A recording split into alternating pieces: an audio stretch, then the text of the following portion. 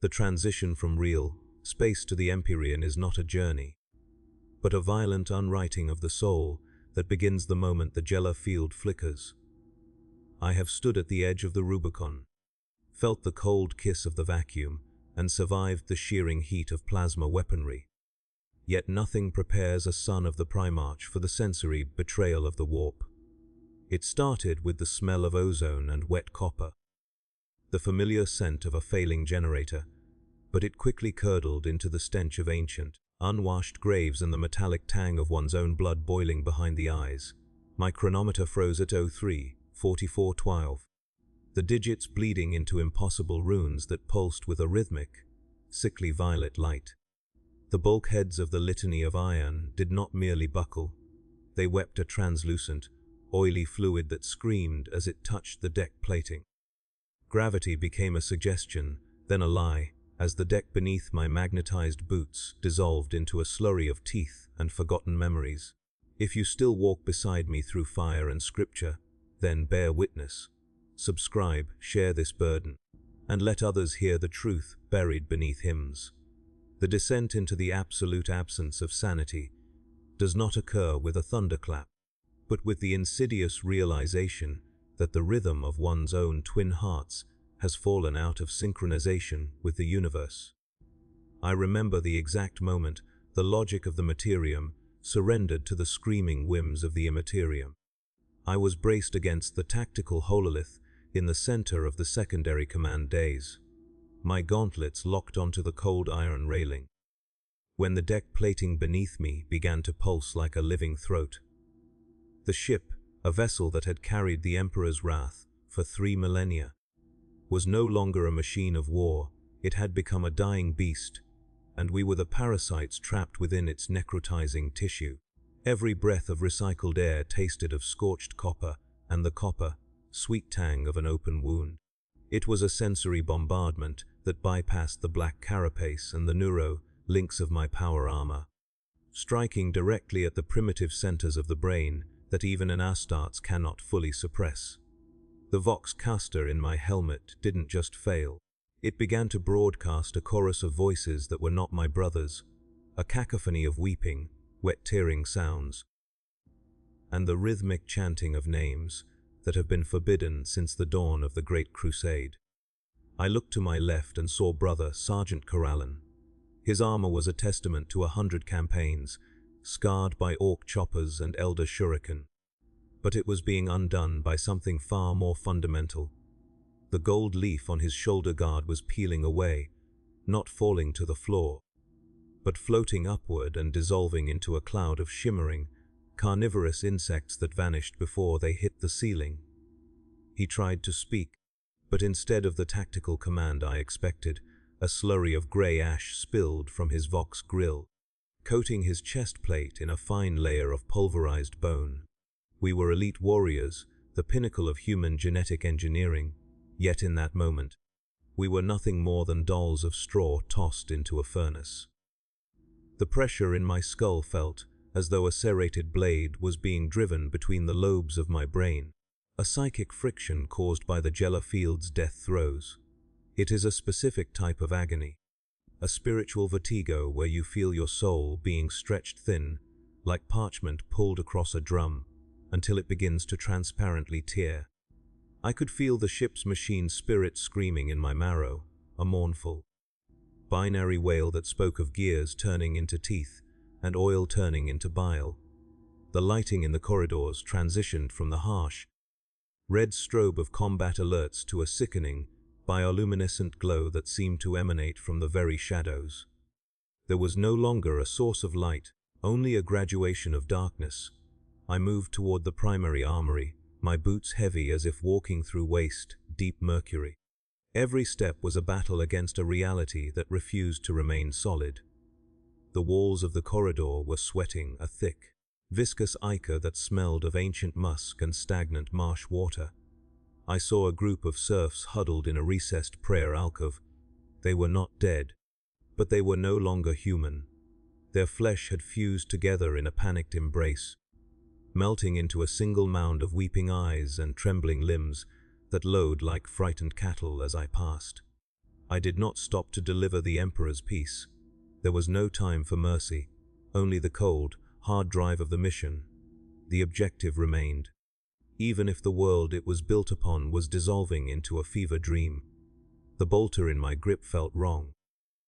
Its weight shifting as if the metal were changing density, the promethium in the magazine humming a low, discordant tune that vibrated against my palms. The ship's gravity flickered, and for a moment, I was suspended in a void of absolute silence. In that silence, I heard the great enemy whispering. It wasn't a voice in the ear, but a thought that wasn't mine. A suggestion that the struggle was over, and that the transition was merely a homecoming. I slammed my fist into the bulkhead to ground myself, the impact of ceramite on iron, creating a spark that burned with a brief, defiant blue light. That spark was the last thing that looked real. Beyond it, the ship's architecture had begun to fold in on itself, hallways stretching into infinite lengths, while the doors at their ends remained only a few paces away. I saw a vision of the chapter's home world, its frozen peaks and obsidian fortresses, but the mountains were made of teeth, and the sky was a bruised purple that wept burning oil. I realized then that the warp doesn't just show you horrors, it weaponizes your own history against you, turning your loyalty and your memories into the very hooks it uses to drag you into the abyss. My internal chronometer began to count backward, the numbers spinning into negative infinities that defied the laws of causality. I had been in this hallway for 5 seconds, and I had been in this hallway for 10,000 years. The temporal displacement made every motion feel sluggish and frantic all at once. I reached the doors to the armory, which were now embossed with weeping faces that begged for release. I used my power sword to cleave through the obstruction, the blade's disruption field reacting violently with the warp, tainted metal, creating a spray of violet sparks that tasted of burnt ozone and regret. Inside, the heavy weapon racks were swaying as if caught in a localized gale, though the air was dead and still. I could see the spirits of the weapons, the faint flickering outlines of the bolters and blades, flickering in and out of existence as the ship's reality grew increasingly thin. I felt a sudden, sharp coldness in my secondary heart, a premonition of a presence that was not of the ship. Something was boarding us, not through a hull breach, but through the gaps in our own perception. The shadows in the corners of the armory were no longer flat. They had depth and weight, and they were beginning to peel themselves off the floor. I raised my bolter, the familiar weight of the weapon a fragile anchor in a sea of madness. I knew that my last seconds were approaching, not because of a clock, but because the very concept of a second was becoming a relic of a world I would never see again. The metal of my armor was beginning to tarnish at an impossible rate, centuries of rust forming in the space of a heartbeat, a physical manifestation of the entropic decay that rules the Imperium. I thought of my brothers on the bridge, wondering if they were still fighting, or if they had already been absorbed into the ship's transforming anatomy. The litany of iron was no longer a vessel, it was a sarcophagus, and we were the living dead trapped within its shrinking confines. I began to recite the litany of fortitude, the words a dry rasp in my throat. Each syllable felt like a physical weight, a stone placed upon a pile to keep the madness from blowing me away.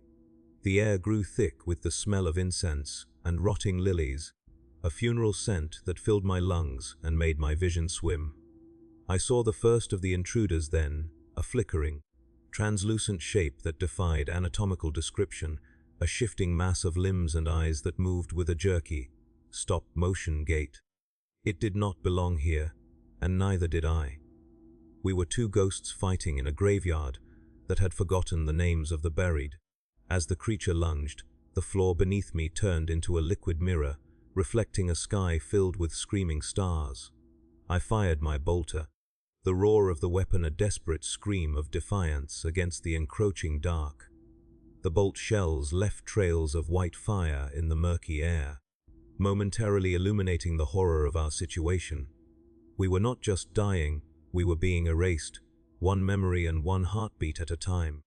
The ship gave a final, agonizing groan as the structural integrity of its reality finally collapsed, and the boundaries between the interior of the vessel and the screaming void of the warp vanished entirely. There was no more ship, no more armory, only a vast, howling expanse of psychic energy and the cold, unblinking eyes of the gods that inhabit it. I felt my grip on the bolter slip as my fingers began to turn into glass, the transparency of my own hand a terrifying sign of the end. In those final moments, the terror was replaced by a strange, crystalline clarity. I saw the web of fate that had led us to this point. The minor errors in the Gellar field's ritual, the ancient grudge of a navigator, the slow decay of the ship's machine spirit. It was all a tapestry of failure, a long, slow slide into the maw of the great enemy. My loyalty to the Emperor was the only thing that remained solid, a single point of golden light in a universe of shifting shadows.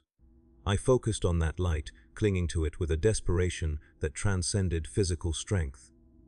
If I was to be extinguished, I would go out as a flickering candle in the dark, a tiny, defiant spark that refused to be swallowed by the night. The screaming intensified, a sound that was no longer an external noise, but a vibration within my very soul, and then, with a final, jarring impact, the world simply ceased to be.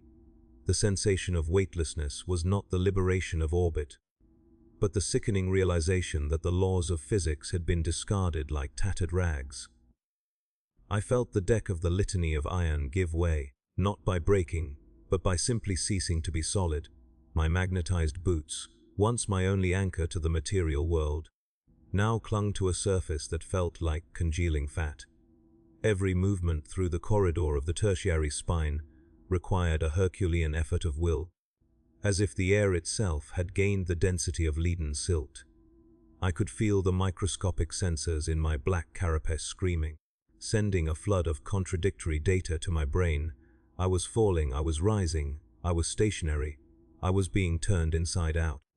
The atmospheric scrubbers had long since failed, replaced by a draft that carried the scent of wet fur and the ozone of a dying star. I looked down at my chest plate and saw the Aquila beginning to breathe, the golden feathers ruffling in a wind that did not exist, their metallic edges sharpening into serrated talons that scraped against my chin. I encountered Brother, Librarian Vikos near the secondary reliquary. He was no longer the pillar of psychic fortitude I had campaigned with for a century. He was suspended 3 feet off the deck, his blue power armor frosted with a crystalline substance that looked like frozen tears. His hood was sparking with uncontrollable warp lightning, arcs of jagged violet energy that leaped from his psychic hood to the nearby bulkheads, carving weeping runes into the metal. When he turned to look at me, his eyes were gone, replaced by swirling miniature galaxies that mirrored the madness outside the hull. He did not speak through his Vox grill. Instead, his voice manifested as a vibration in my teeth, a rhythmic thrumming that spoke of the deep places where the ancient gods of the warp slumber. He told me that the ship's navigator had not died, but had blossomed, his third eye opening so wide that it had swallowed the bridge and everyone upon it. Vikos was trying to hold the reality of the reliquary together through sheer force of faith, his hands outstretched as he battled an invisible tide of entropy that sought to dissolve the sacred relics into dust. As I watched, a section of the bulkhead behind him simply vanished, revealing not the cold vacuum of space, but a screaming vista of raw emotion. It was a kaleidoscope of bruised purples, sickly ochres, and blood, red mists that churned with a life of their own. I saw shapes within the mist, monumental shadows that dwarfed our strike cruiser, entities whose very presence caused the iron of the ship to groan in a pitch that sounded like a human sob. The scale of the horror was such that it bypassed the tactical centers of my mind, striking at the core of my genetic heritage. I was a son of the Emperor, a weapon forged to know no fear, yet I felt a coldness in my marrow that no thermal regulator could counter. It was the fear of the irrelevant, the realization that in this realm, my strength, my bolter, and my history were nothing more than a flicker of light in a hurricane of eternal darkness. The reliquary doors began to melt, the adamantium running like wax down the doorframe. Inside, the stasis fields were failing. I saw a fragment of a Primarch's cloak, a relic we had guarded for generations, begin to blacken and curl as if held over a flame. Vikos let out a sound that was half scream, half prayer, and the air around him ignited in a halo of golden fire. For a fleeting second, the grime and the rot of the warp were pushed back, and I saw the hallway as it should be, clean, cold, and functional. But the effort was too great. The golden light flickered and died, and the darkness rushed back with a predatory hunger. Vikos's armor began to collapse inward, the ceramite buckling as if under the pressure of a deep-sea trench. He did not fall, he was simply erased, his physical form becoming a translucent outline, before shattering into 1,000 shards of black glass that vanished before they hit the deck. I was alone in the corridor, the last witness to a sacrifice that the history of the Imperium would never record. I pushed forward, driven by a directive that felt increasingly hollow. The mission was to reach the engine room, to trigger the warp, cause self-destruct and deny the enemy the husk of our vessel. But every corridor I entered was a labyrinth of shifting perspectives. I found myself walking across the ceiling of a grand cathedral hall, looking down at the pews where the ship's serfs were now fused into the wooden benches, their mouths open in a silent, collective scream that echoed in the warp space. The gravity shifted violently, slamming me against a stained glass window that depicted the Emperor's ascension. The glass did not break, it felt like soft skin, and the image of the Emperor turned its head to look at me, its eyes weeping a thick, black oil that stained my faceplate. I scrambled away, my heart's hammering against my ribs like trapped birds. The sensory overload was becoming a physical weight, a pressure behind my eyes that threatened to pop the capillaries in my retinas. I entered a maintenance shaft that had been overtaken by a fungal growth of impossible colors. The spores filled the air, dancing in the light of my helmet's flickering lamp. They were not plants, they were tiny, screaming faces that bit at the seals of my suit, their microscopic teeth grinding against the reinforced rubber and ceramite. I could hear them whispering my name, 1,000 tiny voices telling me of the failures I had buried in the depths of my memory, the brothers I couldn't save on Armageddon, the civilians burned in the fires of Purge, the doubts that had flickered in my mind during the long watches of the night. The warp does not just attack the body, it flays the conscience, turning every regret into a whetted blade. I recited the Catechism of Hate, the words a jagged rasp in my throat, using the familiar rhythms of the chapter's dogma to build a wall around my mind. The floor of the shaft suddenly steepened, turning into a vertical drop that seemed to descend into the very heart of a sun. I plunged downward, my internal stabilizers spinning wildly as I tried to find purchase on walls that were now made of grinding gears and human teeth. The sound was deafening, a mechanical shriek that blended with the roar of 1,000 furnaces. I hit a landing that shouldn't have been there, the impact jarring my spine and causing a warning rune to flare in my HUD, indicating a fracture in my left femur. I didn't feel the pain, only a dull, throbbing heat. The black carapace began to inject a cocktail of stimulants and coagulants into my bloodstream, a chemical surge that cleared the fog of the warp for a brief, agonizing moment. I looked up and saw that the ceiling was gone, replaced by a vast, unblinking eye that filled the entire sky of the ship's interior. The pupil was a void of absolute nothingness, a hole in the fabric of existence that threatened to pull my very soul out through my throat. I reached the bulkhead of the engine sanctum, but it was guarded by a nightmare. A group of our own ship guards had been transformed into a single, undulating mass of pale flesh and protruding gun barrels. They were no longer individuals, they were a biological weapon. Their nervous systems fused with the ship's internal defense grid. As I approached, the wall of flesh rippled, and a dozen eyes opened simultaneously, focusing on me with a look of profound, eternal sorrow. They didn't fire their weapons, they began to sing. The melody was beautiful, a haunting, celestial harmony that spoke of peace and the end of all struggle. It was the most dangerous weapon I had faced yet. I felt my grip on my bolter loosen, my finger drifting away from the trigger. The singing promised an end to the war, an end to the duty that had defined every second of my existence since my ascension. It was a lie, a siren's call from the depths of the abyss, designed to make me lower my guard so the darkness could consume me.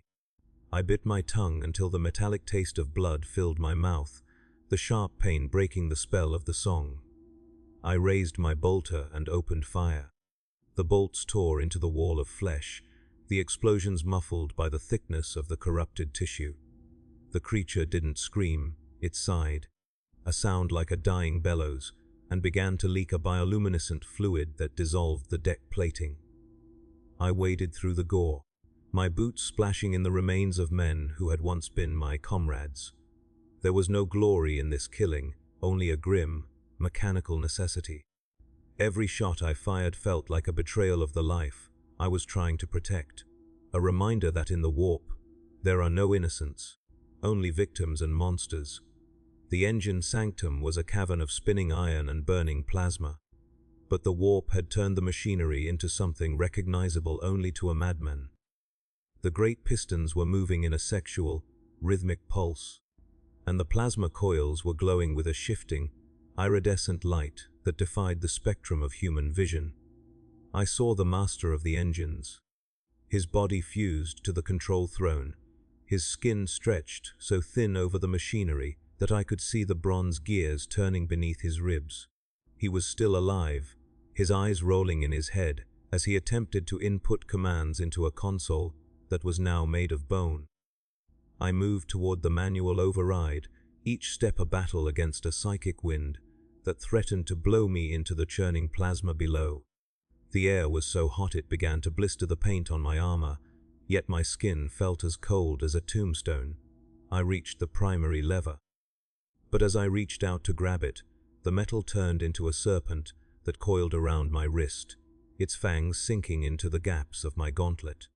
I didn't flinch.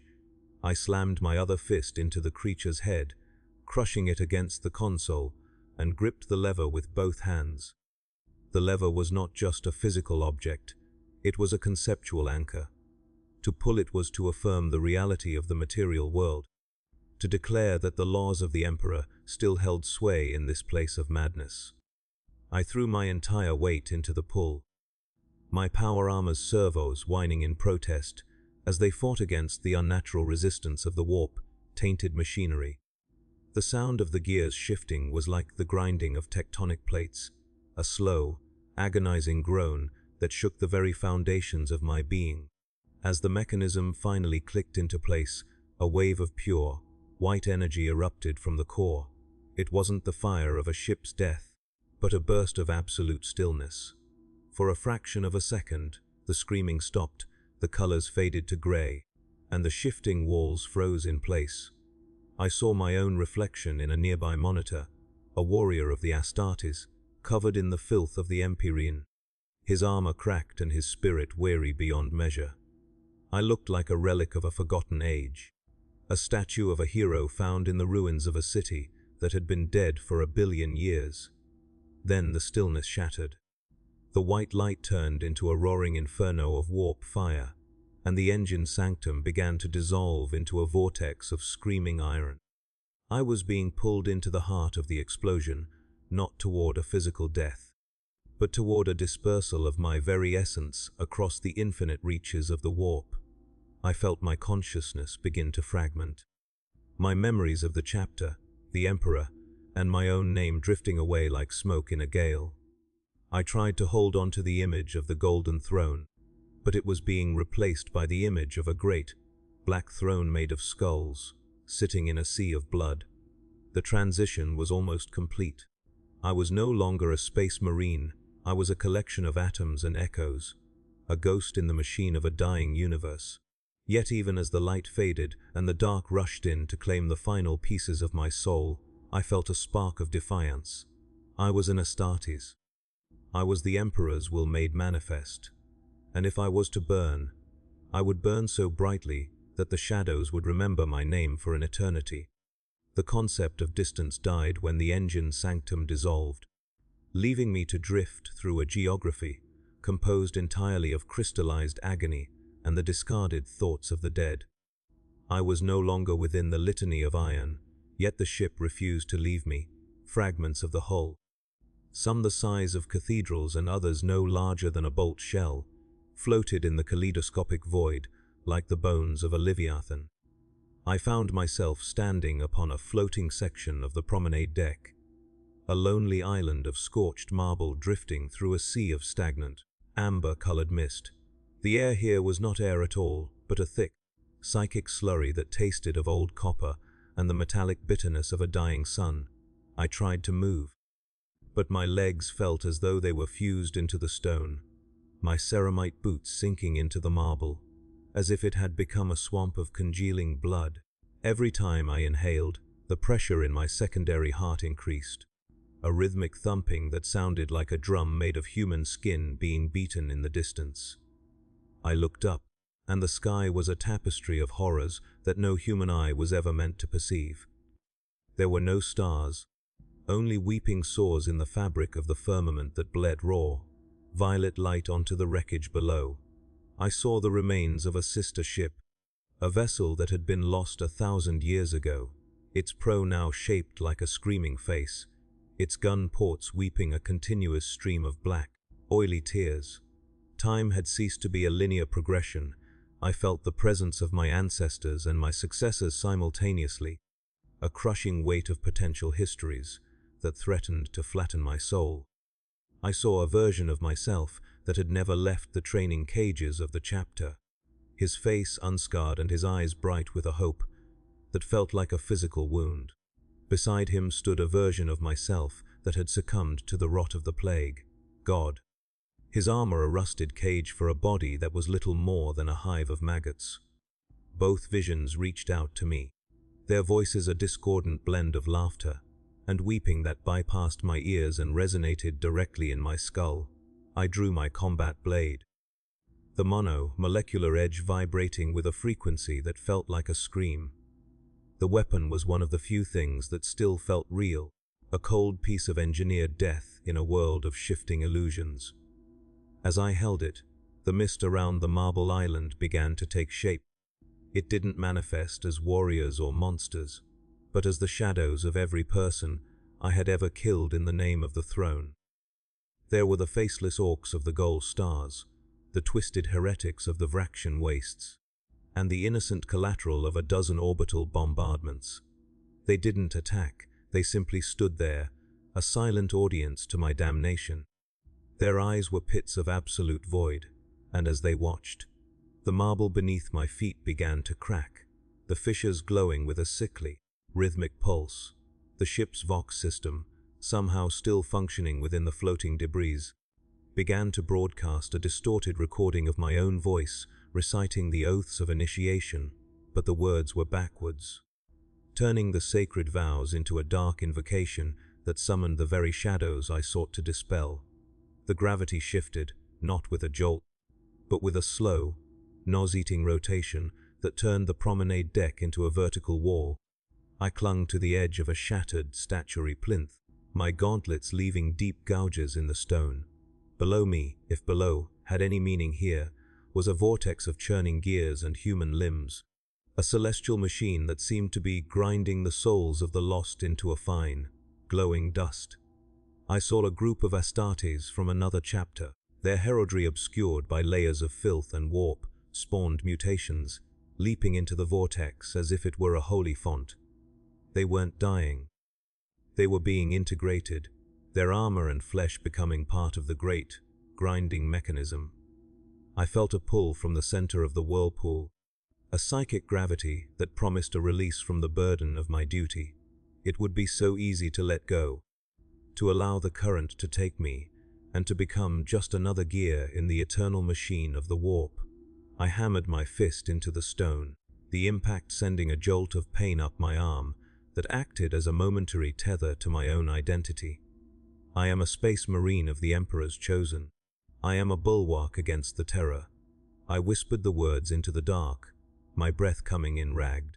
Freezing gasps that turned into crystalline needles in the air. The shadows reacted to my defiance, their forms lengthening and sharpening into blades. One shadow, wearing the tattered remains of a PDF officer's uniform I recognized from a decade-old campaign, stepped forward. It spoke with the voice of my long, dead mentor, a sound like dry leaves skittering across a tombstone. It told me that the Emperor was a corpse on a golden throne, and that we were all just maggots feeding on the carcass of a dream. I didn't answer with words. I lunged, my combat blade passing through the shadow form without resistance, hitting the marble behind it with a shower of sparks that tasted of burnt sugar and ash. The ground beneath me suddenly dissolved into a swarm of black, winged insects that carried the scent of rotting lilies. I fell, but the fall lasted for centuries. I passed through layers of the Imperium that were composed entirely of sound, a deafening, endless roar of every scream ever uttered in the galaxy. Then I passed through a layer of absolute silence that was even more terrifying, where the only thing I could hear was the frantic, uneven beating of my own hearts. I felt the black carapace beneath my skin begin to itch, as if the neural interfaces were trying to crawl out of my body. The interface ports on my neck began to leak a thick, silver fluid that hummed with a low electrical charge. I saw my reflection in a passing shard of hull glass. My helmet was gone, and my face was a landscape of raw muscle and exposed bone, my eyes glowing with the same violet light that permeated the void. I wasn't changing into a monster. I was being stripped down to the fundamental truth of my existence, a weapon that had outlived its war. I landed on what appeared to be the ceiling of the Litany of Iron's grand cathedral, but it was now a floor made of frozen lightning.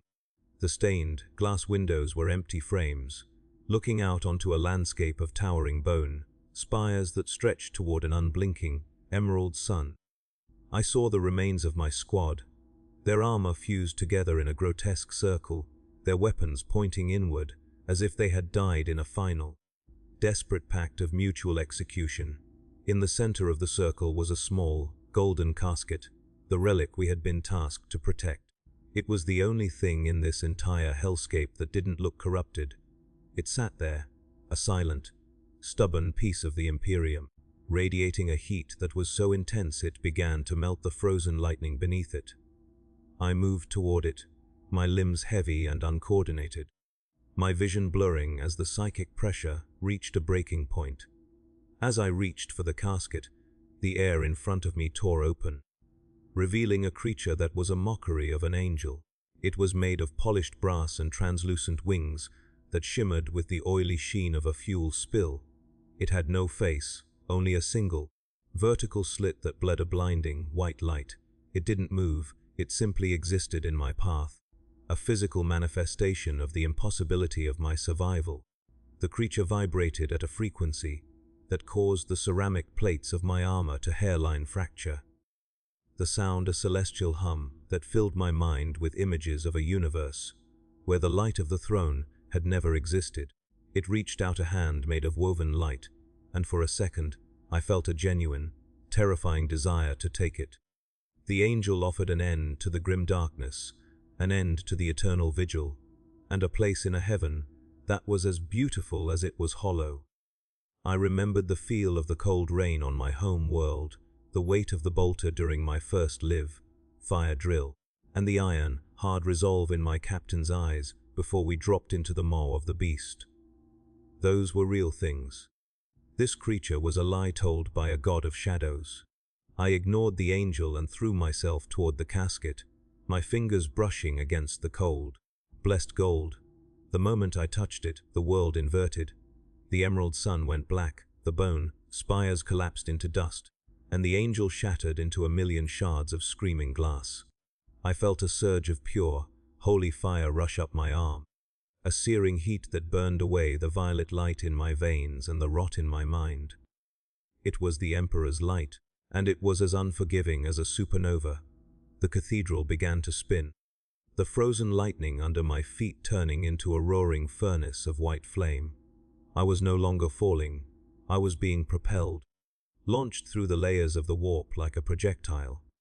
I saw the litany of iron one last time, a broken shell of a ship being swallowed by a massive, shadowy maw, its death a silent, tragic end to 3,000 years of service. I held onto the casket with a grip that would have crushed steel, my mind reduced to a single, burning thought: the relic must survive. The pressure in my skull became an explosion, a white out of sensory data that felt like the universe itself was being turned inside out. And then, there was nothing but the cold, and the dark, and the sound of a single, distant heartbeat that wasn't mine. The void was no longer an absence of matter, but a suffocating presence of memory. I floated in a state that was neither life nor death, a transitionary existence where my consciousness was a flickering candle in a hurricane of psychic radiation. My armor, once the proud heraldry of my chapter, was now a cage of screaming metal, the machine's spirit within it driven to a state of feral insanity. I could feel the links in my spine twitching like dying eels, trying to disconnect from a brain that was processing images of 1,000 different timelines. I was no longer on the litany of iron. I was the litany of iron. I felt the tearing of the hull as if it were my own skin, the venting of the atmosphere like the final gasp of my own lungs, and the flickering of the plasma core like the erratic beating of my secondary heart. The boundary between the self and the vessel had been completely eroded by the warp's corrosive logic. I found myself standing in a courtyard that shouldn't exist, a perfect recreation of the training grounds on our home world. But the stone was made of compressed ash, and the sky was a bruised, pulsating yellow. Standing before me was the chapter master, or a mockery of him woven from the warp's deceptive threads.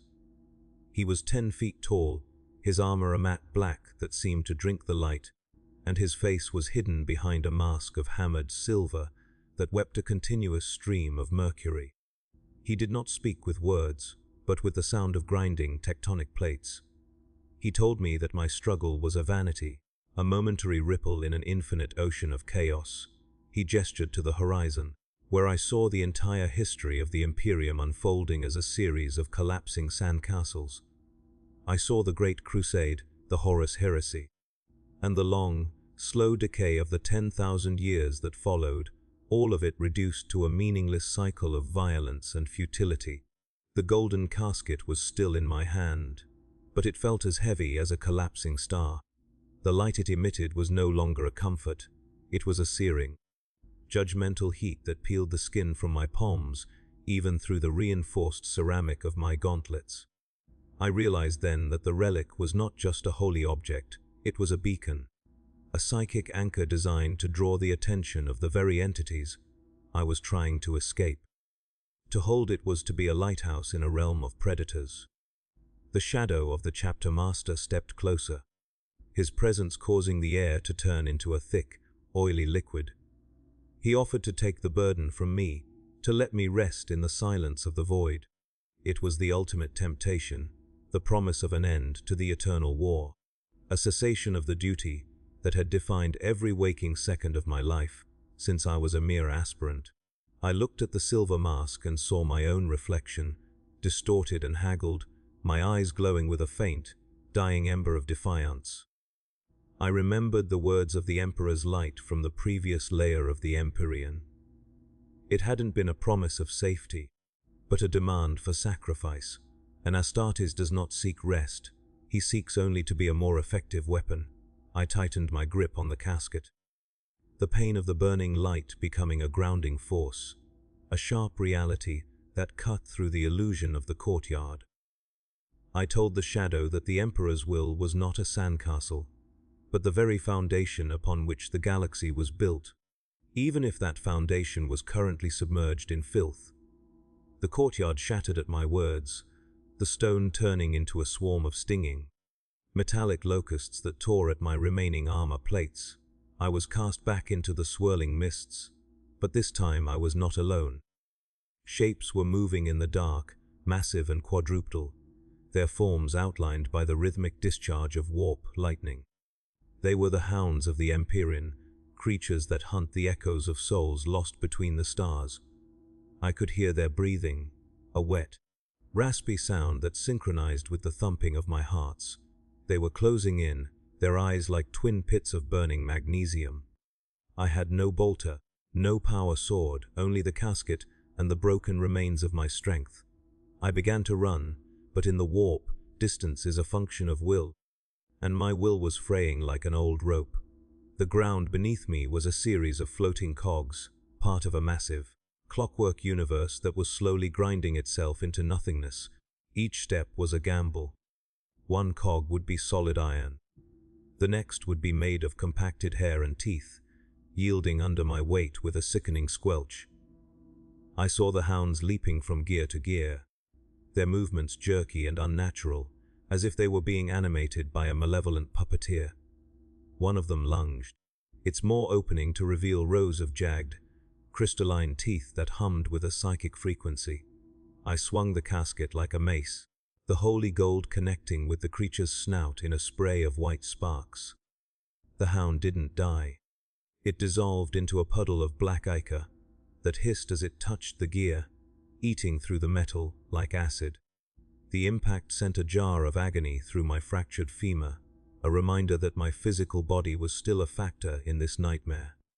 The air grew cold, a transcendental frost that began to crystallize the very thoughts in my mind. I saw a vision of the golden throne, but it was empty. The emperor gone, and the palace in ruins. It was a lie, a psychic toxin meant to paralyze my resolve. Yet it felt more real than the metal under my boots. I realized that the warp was not just trying to kill me. It was trying to convince me that I had already lost. It was an assault on the concept of victory itself. I began to chant the litany of the unfailing watch, each word a hammer blow against the encroaching despair. The words formed physical barriers in the air, glowing sigils of blue light that momentarily repelled the frost. I reached a central hub where a dozen massive gears met, creating a platform of shifting bronze. In the center of this platform stood a portal, a jagged tear in the fabric of the warp that showed a glimpse of real space, a field of stars, cold and indifferent, but solid. It was a way out, but it was closing. The hounds were surrounding the platform, their growls a discordant chorus that vibrated in my chest. I knew I couldn't fight them all. I looked at the casket, then at the portal. The relic had to survive, but the cost was becoming clear. To reach that portal, I would have to expend the last of my life force, burning my soul as fuel to bridge the gap. The first hound sprang, and I met it with a shoulder charge that sent us both tumbling across the bronze platform. The creature's claws tore into my midsection, shredding the undersuit and carving deep furrows into my flesh. I felt no pain, only a strange, detached curiosity at the sight of my own blood floating in the low gravity, each drop a perfect sphere of crimson. I kicked the beast away and scrambled to my feet, the casket tucked under one arm. The portal was 10 paces away. The air between me and the exit was thick with psychic pressure, a wall of invisible force that pushed back with the strength of a gale. I began to channel my faith into the casket, not as a prayer, but as a command.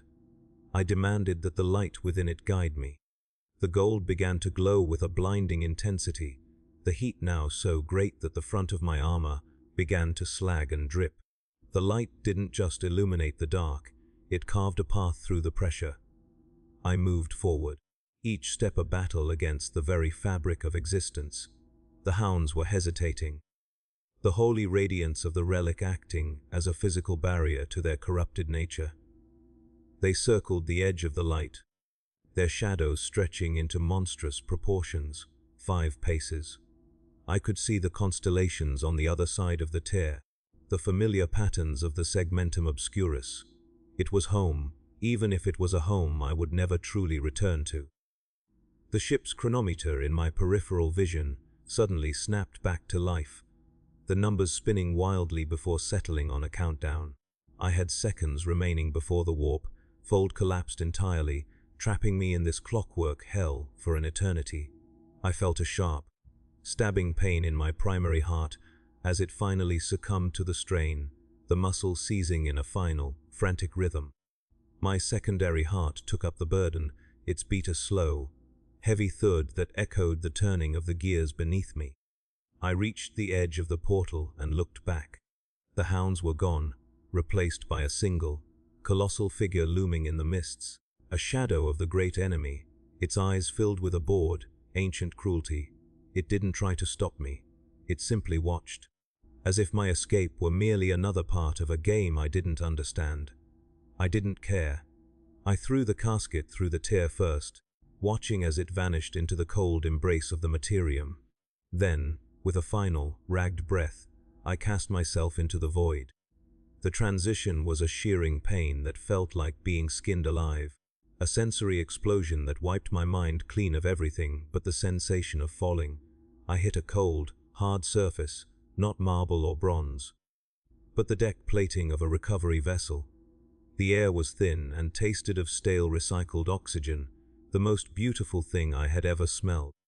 I could hear voices muffled and distant, the frantic shouting of med servitors and the rhythmic clanking of boots. I tried to open my eyes, but they were sealed shut by dried blood and grime. I felt the weight of my armor being cut away, the heavy plates falling to the deck with a series of dull thuds. I was a broken thing, a husk of a warrior, but I was back. The relic was safe. The duty was done. As the darkness of exhaustion finally claimed me, I felt a strange sense of peace, a quiet realization that even in a galaxy of infinite horrors, a single spark of loyalty could still find its way through the dark. The silence of the recovery bay was a physical weight, more oppressive than the screaming cacophony of the Imperium, because it allowed the mind to finally hear itself. I lay upon a slab of cold, unblessed iron, the remains of my power armor stripped away to reveal a body that was no longer a temple of martial perfection, but a ruin of scar tissue and blackened frostbite. The air in the ship smelled of sacred oils, stale incense, and the sharp, antiseptic tang of the apothecarian, yet my senses remained tuned to the frequencies of the warp. I could feel the ship's vibrations through the metal plate, but they felt wrong, too rhythmic, too predictable, a mockery of the organic, pulsing horror I had just escaped.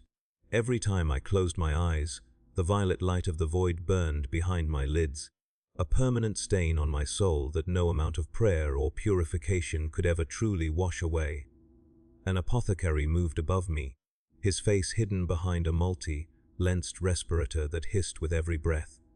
He was a shadow among shadows, his narthecium tools clicking like the mandibles of an insect as he worked to seal the rents in my primary heart.